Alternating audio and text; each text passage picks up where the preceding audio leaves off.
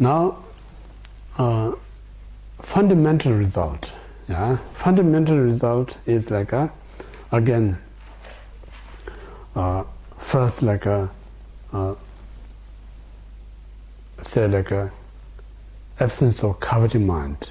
The country where you were born always have everything there virtually. So it's kind of Australia, you know. We're so lucky, have such a wonderful weather. We're so fortunate to have such a spacious land. You know, we've got virtually the best, one of the best countries. So this is, we're not just lucky being here, we are as a karmic, you know, karmic like a fundamental karma, the lack of coveting in the past life. So we have live here, and very easy. Life is so easy here. You know? That's the one thing. And then second is like a fundamental result is like a place where you're born. There's no fear. Yeah. So it's like Australia is a really fearless country. You know? Some other countries, there's a fear of what you said, the war. Some other they have a fear of the violence, you know, and some other country has a fear of the climate, you know. Like for instance, Christchurch, so beautiful city, but fear of earthquake, natural disaster, you know. So this kind of so many, even though so beautiful, there's so much. But so some place like in Australia, it has a little bit bushfire, but not no major things, you know. There's a land there's no kind of a earthquake fear in this country. We have a little bit drought, but not that major problem, you know. So all this like a country you're born is like a fearlessness. And then the country where you're born is like we always have an easy kind of right view, very ethical. Yeah. So so if you have a right view, then your country where you were born is like a very ethical land, ethical place. That's the place you were going to be born. There's a three like a positive mind. Now next is like a for positive speech. Then similar like a country where you're born is a very honest.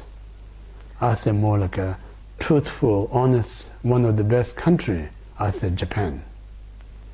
You know, they're so hardworking, but they're in society very little telling lie, because they're culture things. And of course, the individual they may have a telling lie, but culturally so close.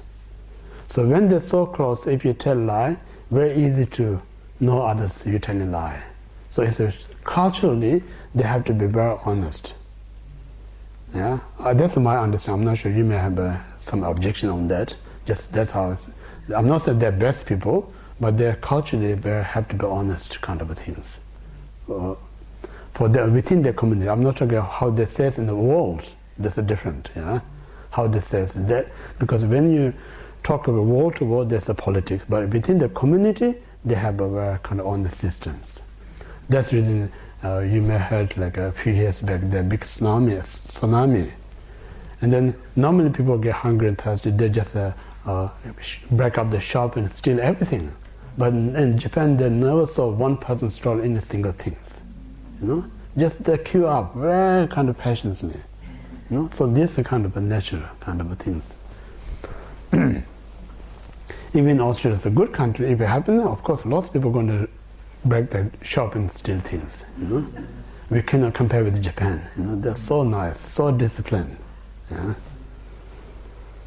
So all this way you can relate it to all these things. Yeah, I'm not going to go detail everyone. So you use your own brain to make homework. So it's the kind of logical things. So that's the so in this way, now you think about like when you committed to virtues, what it brings the result for temporary, what it brings the result in the future. These are the very useful meditation. When you meditate, then you think, oh, this is something really important to do. So when you realize it's something important to do, then you're much easier to develop this motivation to commit virtues. Because if I commit virtues, temporarily, it brings me great joy. All the stress that I have not going to be there if I really stay in a virtuous state in this life. In the future, this kind of positive mind brings great results, such as reborn higher realm. So this is such a something I should do it. So that kind of motivation comes. When you have such a strong motivation, then not hard to do practice. Like I always saying, like whether it's easy or difficulty, it depends on your motivation. If you have such a strong motivation, nothing is difficulties. Like I usually give example. If when you really love certain sports like a rugby union or rugby league, and then your favorite team playing in the night, and that very night have a so badly storm, raining, almost snowing, but nothing can stop you. You just go and laughing, cheering, and you're so freezing yourself, you're so cold, but still you're laughing, big smile.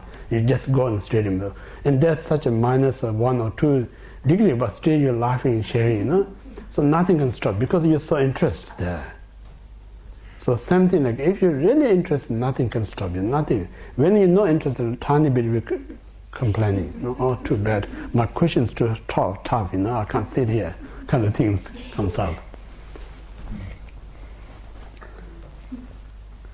Sometimes when we so kind of make comfort our body, it makes actually weakening ourselves. You know? Like sometimes when I took first group in India, we went to foot of Himalaya, and then usually they have a lot of landslide there. And then we took one monk with us. He heard that, but he didn't tell us. So we went at night, and then somehow in the middle of nowhere, there's a landslide. So bus cannot go. It's true danger. So totally out of nowhere. Then we walked for almost a half kilometer. We found one empty house. Then we all just rushed and sleep there. So no one complained that night because there's no comfortable bed, there's no mattress, there's nothing to keep warm. Just found one house. No? So that's kind of, if you really kind of in the trouble, everything makes you so comfortable. When you got everything, still it's not enough.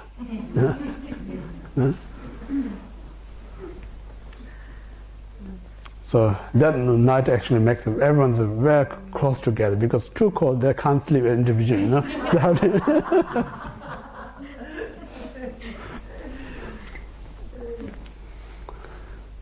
So this is kind of complete the virtuous deeds. Now third is like a neutral. So neutral is like another cultivate positive mind or negative mind. Just normal like eating, drinking, sitting, talking without positive or negative intention. These are called the neutral. So neutral is like another positive, no negative. Most of the time we spend with the neutral. So now good thing is like neutral is very comfortable. You can convert into virtuous, you can convert into non-virtuous. So since it's comfortable, so we need to convert them as this neutral is undecided waters. So you have the camping heart, which to vote, positive party or negative party. So this way we have to train them into the positive. So they say like when you leave house, for instance, you think I'm leaving from samsara. So just we always leave every day when we go to work. We normally just I'm leaving work, but in the training of the mind, they say when you're leaving house, you think I'm leaving from samsara. Just think of that. That's just leaving from your house. It's become like a virtuous. And then when you meet someone, you always think I'm meeting with the Buddhas. You're meeting with the Bodhisattvas. Just think of that. Then you not have this judgmental. So who's this person? He's white or he's black or brown or whatever. Just Bodhisattva. That kind of a training of the mind. And when you're talking to someone, just think of I'm talking the Dharma. I'm talking the truth. So all these virtues.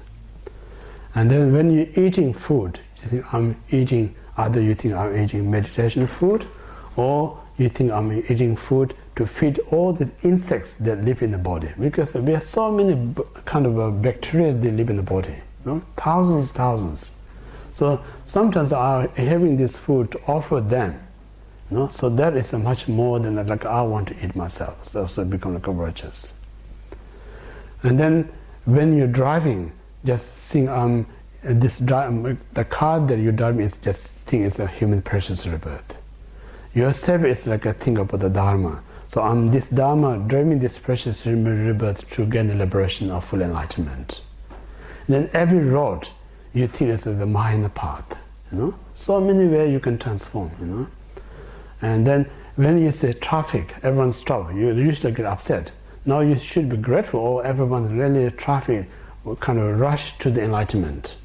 So you should be joy, then upset yourself, So in this way, so many, like all is the mind, If your mind, like I mentioned yesterday, if you have control over your mind, then you have a control every situations. If you don't have a control yourself, then you don't have any control in the situations. So this reason, rather you give power your mind control by delusion, or you should give control by your virtuous mind. So we have the choice. So in this way, we have to train our mind more controlled by virtues rather than defilement. So that's the factor. So in this way, if you really think every movement of our everyday activities are easy to transform into the Dharma. So nothing is, you can't say it's no Dharma. Everything is Dharma. Yeah? So all this way, then every kind of, we spend 60% of our life as neutral. Now all this 60% neutral now turning into the virtues. So it's a very, very useful things. So in this way, now we completed the third, the method how to turn what we call the not attached to this life.